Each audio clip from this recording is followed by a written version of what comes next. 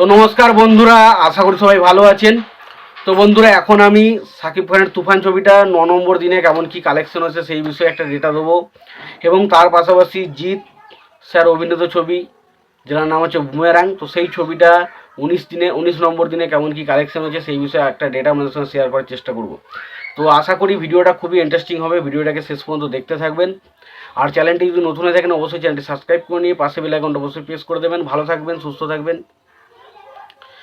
তো এবারে দেখুন, যে বিষয়টা নিয়ে আমি কথা বলবো সেটা হচ্ছে সাকিব খানের তুফান ছবির ডে 9-এর বক্স অফিস কালেকশন। তো ডে 9-এর বক্স অফিস কালেকশনের আগে আমি বলে দিই এই ছবিটা মাল্টিপ্লেক্স চেনে কেমন কি কালেকশন এসেছে।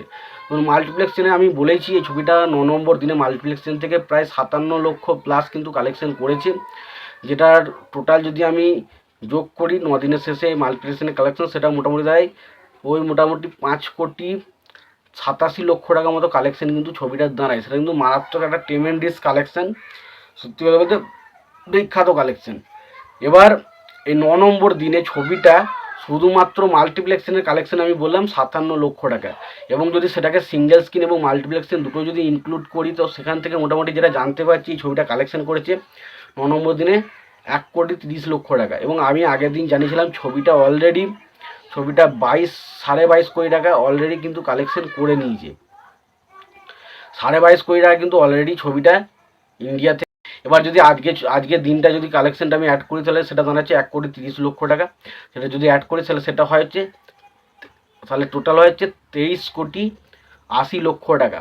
তো ছবিটা এখনও পর্যন্ত 9 দিনের শেষে 23,80,00,000 টাকা ছবিটা কিন্তু অলরেডি বক্স অফিস থেকে কালেকশন করতে পেরেছে।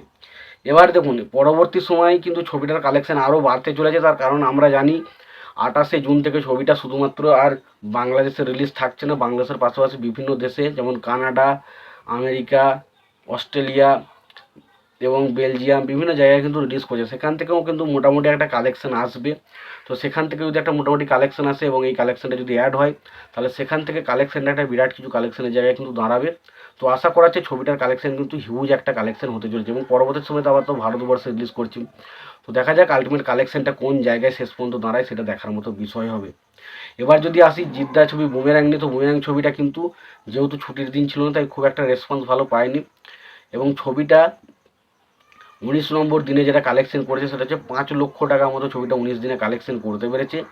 এবং ছবিটা যেটা মোটামুটি যেটা কালেকশন যেটা দাঁড়িয়েছে মানে 19 দিনের শেষে সেটা হচ্ছে 1,55 লক্ষ টাকার মতো ছবিটার অলরেডি কালেকশন দাঁড়িয়েছে। তবে ছবিটার বাজেট 1.5 কোটি টাকার মতো, তো সুতরাং বোঝা যাচ্ছে ছবিটা কিন্তু বাজেট রিকভার করে অলরেডি ছবিটা হিট ট্যাগ পেয়ে গেছে। তো দেখা যাক আলটিমেট ছবিটা বক্স অফিসে সুপারহিট বা ব্লকবাস্টার ট্যাগ পায় কিনা, সেটা দেখার মতো বিষয় হবে।